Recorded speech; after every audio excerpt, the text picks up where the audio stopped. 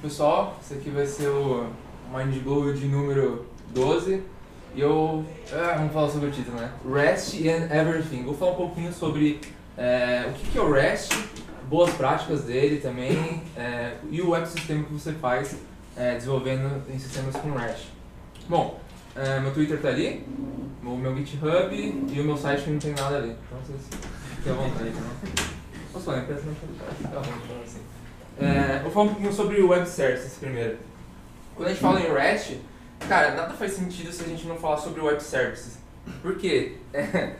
Cara, um dia a gente teve que fazer um sistema e distribuir conteúdo na internet. E, cara, só existe o REST por causa disso, entendeu? Tudo que a gente faz criando APIs é para distribuir para fora. Então a gente tem que criar modelos de pensamento e arquitetura e design para distribuir serviços. Não é só você pega lá, cria um sistema e expõe.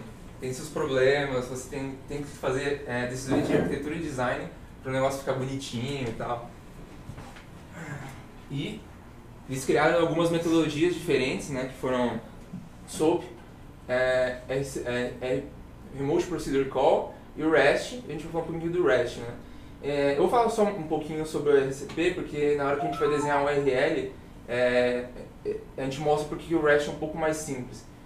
Acho que deu ruim aqui.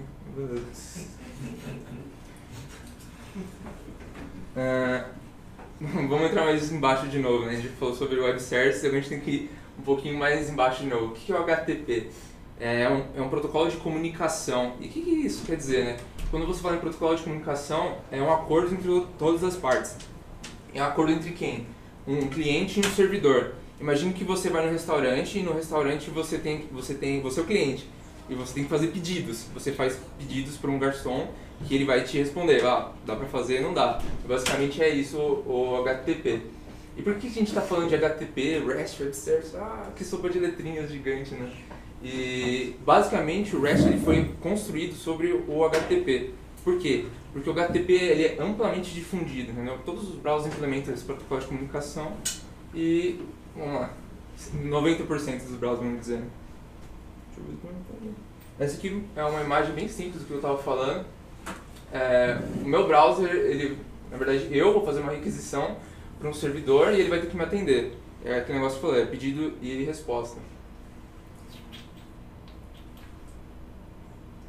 Beleza, agora a gente conseguiu chegar no REST. Vocês estão conseguindo vincular as coisas aí. Representação de estado de transferência. Quando eu leio esse negócio aqui, pra mim às vezes não faz muito sentido, né? Porque se você lê no pé da letra, ok, né? Não faz muito sentido. Agora, se você parar para pensar que em tudo em REST é recurso, você pode fazer analogia com a vida real. Você pode ir no restaurante, fazer um pedido de uma carne e o cara vai ter que te devolver uma carne, entendeu? Então, o que você pediu, ele vai te dar um recurso, que é a carne, por exemplo. É bem simples isso. E agora falando em código, a gente tem o completo de tudo que a gente estava falando. Então, eu fiz um pedido de uma coisa, que era uma carne, e ele me devolveu uma representação polifórmica. Então, ela me trouxe um XML, por exemplo. Isso falando em sistemas. Podia ser um JSON, podia ser qualquer coisa. O que é o REST? Você faz um pedido e ele me traz uma representação. Então, a representação do meu recurso é um XML. Podia ser JSON, podia ser qualquer coisa. E o estado de transferência é o response total. Então, os headers, os pedidos, ele vem tudo nesse acoplamento todo, no response.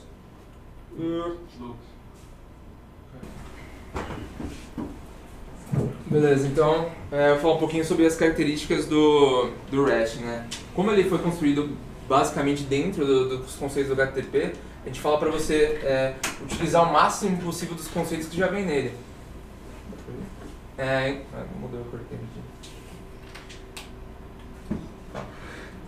Então, o que a gente fala usando o HTTP? Usar os métodos dele, que é os métodos get, post. Por quê? Porque isso já vem em todos os browsers, então por que a gente não pode utilizar? Por que a gente tem que criar URLs totalmente ruins, tipo get, dogs e tal, se você já tem o HTTP, já serve pra isso, essas coisas, entendeu?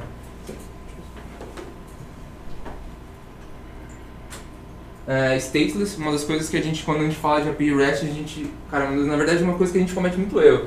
A gente sempre, quando a gente vai fazer um login, por exemplo, a gente cria sessão. Só que nos conceitos do REST, o princípio básico é você não criar sessão. Então, quando você está fazendo uma arquitetura em REST, você deveria criar um token, por exemplo, para o cara fazer autenticação. Mas por que eu falo que ele tem que ser stateless? Porque quando você vai escalar alguma coisa, se você tem sessão, já é mais difícil. Assim, gravar isso no banco e tal, já é mais trabalhoso. Se você tem um sistema totalmente stateless, você consegue subir e escalar isso tranquilamente. Agora a gente está falando Mindblow mais ou menos português, mais ou menos inglês, né? Aí tá numbers are good, verbs are evil, a gente está falando que... Foi um negócio que eu falei, vamos usar todos os verbos que são do HTTP e vamos construir URLs que tenham substantivos. Tem para baixo aí? Aqui. Então, esse aqui é um exemplo clássico do Remote Procedure Call. A gente faz um get location, get dog, new dog. Cara, já tem get no HTTP, já tem o new pode ser o post, tem o save.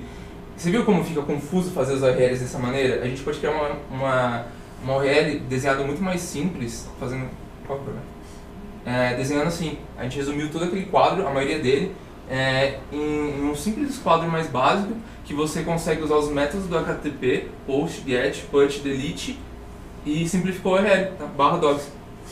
Muito mais simples e isso permite a gente criar uma arquitetura mais flexível e mais fácil para o cara que vai consumir nossa API. Vamos para cima tudo para direito. Sempre retorna o status code apropriado. Uma vez eu tive uma discussão com o Samir isso aqui que foi bem legal, que a gente nunca sabia qual o status code a gente tinha que responder, né? Aí, a gente achou um fluxograma gigantesco de todas as situações que você pode fazer. Então, se a URL for mal formatada, dá um bad request. Se falta alguma coisa, tem o precondition required. Tem uma porrada de coisa. É um fluxograma bem completo. Ele fala para você em toda situação como se deve responder o status code. Direito, acho que... Forneça o recurso por inteiro se disponível. Isso aqui também surgiu de uma discussão que a gente fez uma vez, e a gente sempre falava, se a gente for fazer um delete, a gente tem que retornar todo o objeto. Aí a gente falava, não precisa, outros precisam, mas conceitos básicos do REST falam pra gente falar assim, sempre retornar o objeto todo como parâmetro. Use caminhos consistentes. Então se a gente vai fazer alguma coisa, uma URL, eu preciso pegar todos os trens da minha linha, então eu vou fazer lines, número e coloco trens, por exemplo. Todo recurso tem um identificador, então se eu preciso de um cachorro específico, eu vou colocar um número na frente. Se eu preciso de todos, eu só deixo o /docs. Essa aqui na verdade é a pergunta que eu ia deixar no final, né? Nós nos preocupamos realmente com a arquitetura dos sistemas que produzimos. O que eu digo com isso? A gente tem muitos princípios no REST que a gente não segue de verdade.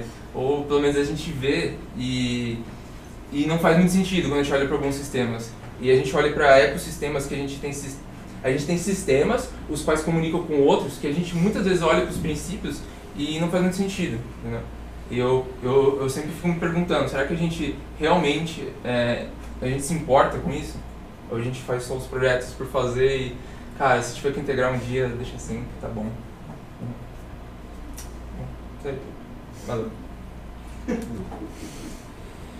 Bom, eu acredito que hoje em dia, né, a gente não tem uma preocupação muito forte com o design da API que a gente está criando, né? Normalmente a gente procura atender o nosso front-end e nos preocupa muito com a integração, mas assim como a gente nos preocupa, a gente tem o caso aqui do Homes que os caras têm que se preocupar, né? Eles têm cliente ainda do nosso... Não, quer dizer que se preocupa.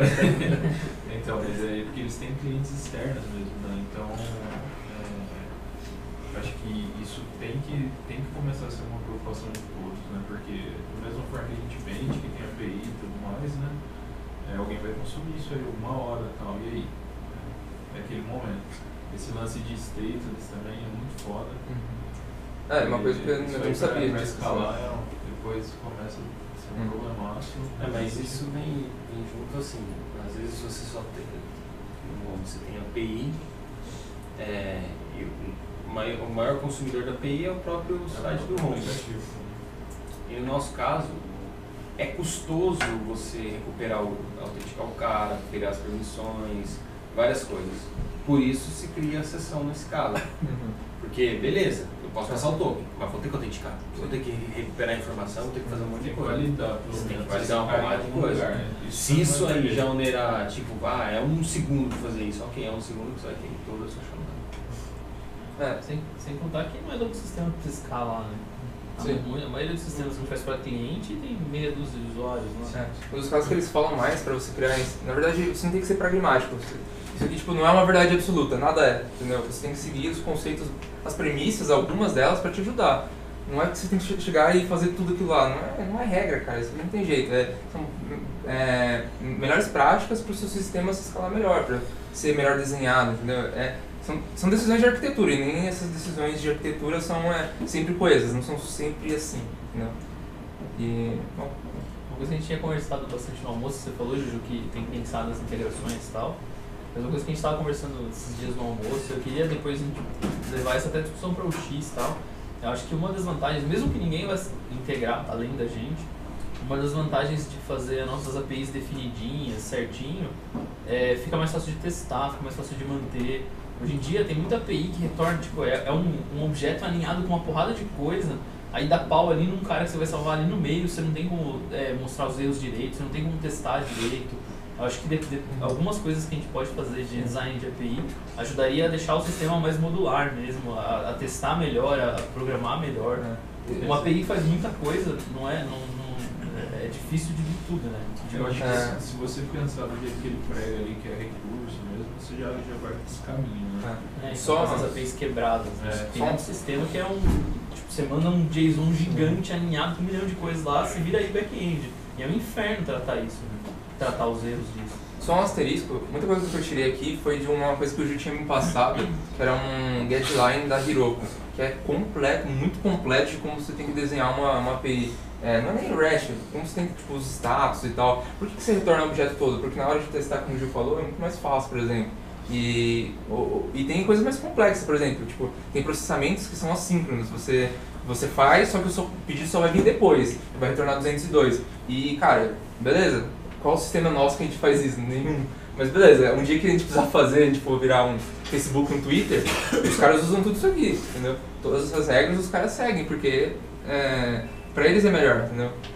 Mesmo entre os grandes, não tem padrão. Não tem. Ó, o Facebook, ele traz status 200 em tudo. É um negócio foda. Na verdade, não tem padrão. Você quer falar comigo e fala O Matias falou um negócio, né? Tipo, o padrão é tão bom que cada um tem o seu. Tipo, é verdade, assim. Mas o SOAP tentou criar um padrão, sim. Aí ficou um monstro e todo mundo foi. E por isso que eles foram pro REST, porque o REST... Mas tem diferença, né? Não, tem diferença. Mas o SOAP você aplica outras o REST ele prega pela simplicidade. Então, mas ele complicou muito, né? Eu sei, na verdade, mas tem coisas que você precisa usar. Na verdade, o cara que inventou o HTTP, ele falou, tipo, a galera fazia esse monte desse protocolos em cima do HTTP. Ele falou, galera, o HTTP é um protocolo. O HTTP tem verbo, o HTTP tem header, o HTTP tem os dados que você está trafegando. Daí ele falou, pô, vocês estão criando tipo o SOAP. É um protocolo em cima do protocolo e trafega tudo via post. Ele falou, eu já fiz um protocolo, usem, né? Isso que é o REST. Sim. Então, e antigamente tinha o Java era RMI, Multi, né? Nossa, tem um monte. Cara, era uma bosta, porque não era em cima do HTTP.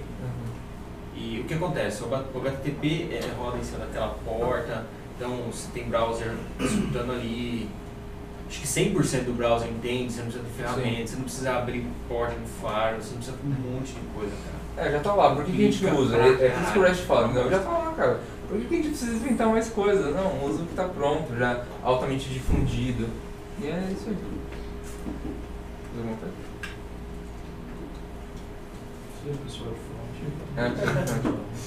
Eu queria depois, eu tinha falado já, mas não formatei na minha cabeça ainda, levar uma discussão pra...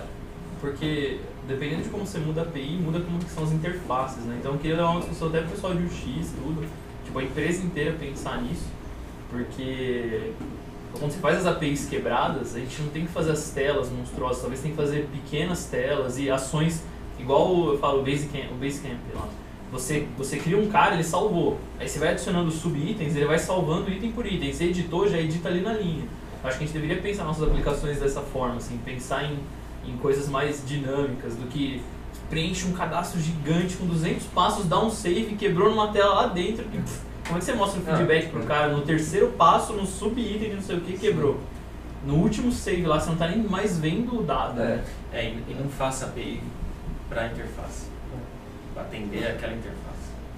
Na verdade, Tipo, uma você tem uma API interface específica, a API para essa interface. Então, Não, por isso não, que é coisa que eu falei, a discussão, o reuso, né? a discussão não é só a questão da API, mas da interface, né? A gente queria fazer interface modular também. A API cada recurso tem sua API, então a interface você tem que ir editando, ele tem que ir salvando aos poucos, porque se deu erro naquela linha, já te fala o erro na hora, não espera você estar lá no último passo para avisar que Na verdade aí é o lance do X, né? Melhor as duas coisas, Acho que a gente tinha que melhorar o X, melhorar as APIs. Sobrou pro Lex, né? Mas se você for levar em consideração o universo mobile, você não consegue fazer uma tela dessa que tenha todas as coisas, por exemplo. Você vai ter que fazer a API quebrada, o ideal que você consiga trocar só aquilo que você precisa mesmo, que você tem que economizar recursos de comunicação, por exemplo, que tá no 3G. Legal que você falou isso, porque... É bem mais fácil até. Na verdade, eu nem explorei essa parte do mobile, porque pra você desenhar a arquitetura REST pra mobile já é outro conceito também. Cara, a gente não usa tipo o patch, se não me engano, que você faz atualização de campo, é muito menos custoso que o put, por exemplo. A gente nem pensa nessas coisas, mas tipo, tem uma diferença monstra. Os caras que desenharam a API do Facebook e do Twitter pra distribuir mobile, cara, é muito diferente, é um conceito muito maior. Assim. Não, você tem que realmente perceber o que você está utilizando de recurso. Sim. E o recurso é a atualização de tela, é comunicação, porque você não tem uma internet rápida o tempo todo, então você tem que pensar que quanto mais pacotinho pequeno você conseguir trazer, mais rápido você vai aumentando a tela porque o usuário tem uma experiência melhor. São decisões de arquitetura. A arquitetura é quando os componentes trabalham entre si. E o design é como você implementa. Então, tipo, tomar uma decisão que a gente vai assumir como REST é arquitetura, só que a gente implementar isso é design.